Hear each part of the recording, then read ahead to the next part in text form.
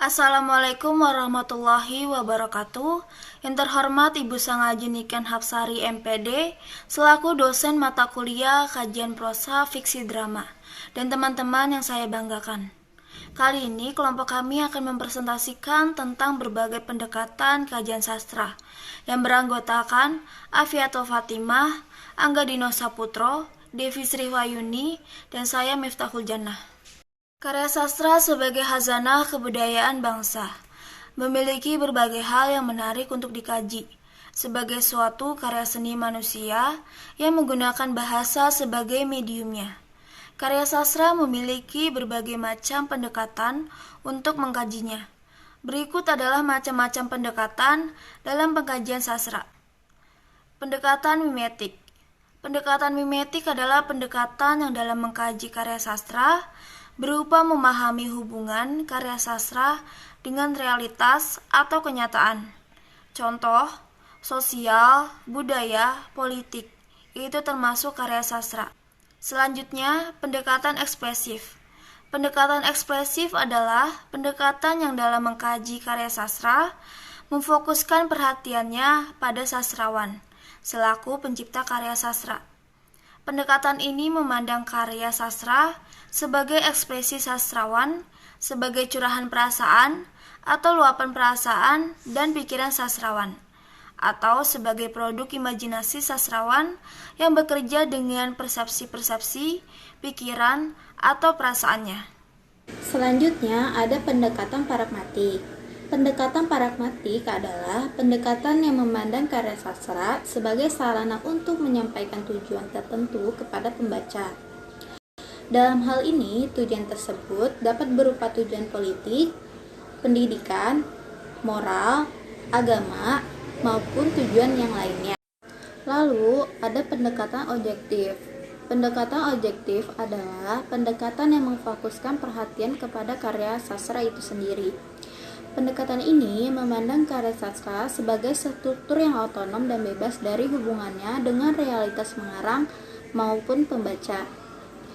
Wilk dan Warren tahun 1990 menyatakan bahwa pendekatan ini sebagai pendekatan esensial karena kajian difokuskan pada unsur intrinsik karya sastra yang dipandang memiliki kebulatan, koherensi, dan kebenaran sendiri. Berikut adalah dasar perkembangan pengkajian sastra yang dirumuskan dari perkembangan Abrams, yaitu perkembangan mimetik, ekspresif, pragmatik, dan objektif. Selanjutnya, pendekatan struktural. Pendekatan ini memandang dan memahami karya sastra dari segi struktur karya sastra itu sendiri. Tiu tahun 1984 mengatakan bahwa pendekatan struktural bertujuan untuk membongkar dan memaparkan secermat, seteliti, semendetail, dan semendalam mungkin keterkaitan dan keterjalinan semua unsur dan aspek karya sastra yang bersama-sama menghasilkan makna menyeluruh. Selanjutnya, pendekatan semiotik. Pendekatan semiotik memandang sebuah karya sastra sebagai sebuah sistem tanda. Secara sistematik, semiotik mempelajari tanda-tanda dan lambang-lambang sistem lambang dan proses-proses perlambangan. Pendekatan ini memandang fenomena sosial dan budaya sebagai suatu sistem tanda. Contohnya, bendera kuning di depan gang, maka orang akan berpikir bahwa ada salah satu keluarga yang sedang berduka. Lalu mendung, orang akan berpikir bahwa hujan akan segera turun sebentar lagi. Lalu pendekatan sosiologi sastra. Pendekatan ini memahami karya sastra dalam hubungannya dengan realitas dan aspek sosial kemasyarakatannya. Pendekatan ini dilatar belakangi oleh fakta bahwa keberadaan karya sastra tidak dapat lepas dari realitas sosial yang terjadi di suatu masyarakat. Lalu pendekatan resepsi sastra.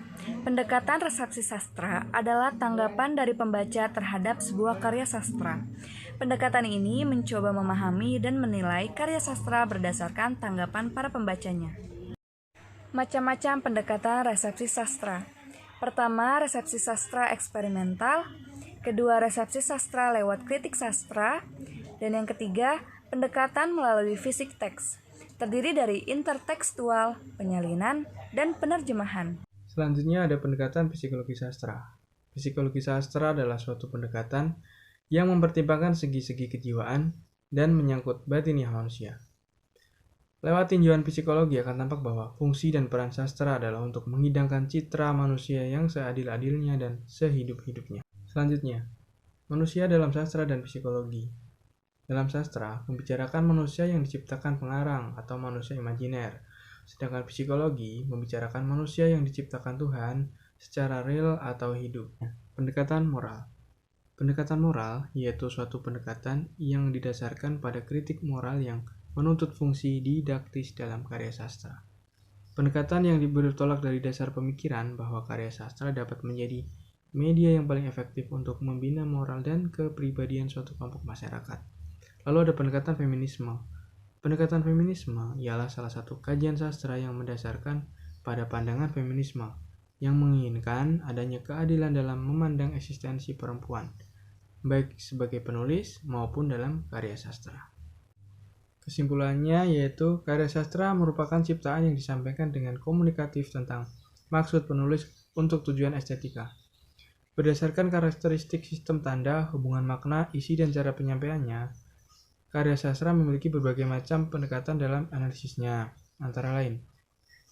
Yang pertama ada pendekatan mimetik, dan yang kedua ada pendekatan ekspresif, ketiga pendekatan pragmatik, keempat pendekatan objektif, kelima pendekatan struktural, keenam pendekatan semiotik, ketujuh pendekatan sosiologi sastra, kedelapan pendekatan resepsi sastra, kesembilan pendekatan psikologi sastra, kesepuluh pendekatan moral, dan yang terakhir 11 pendekatan feminisme.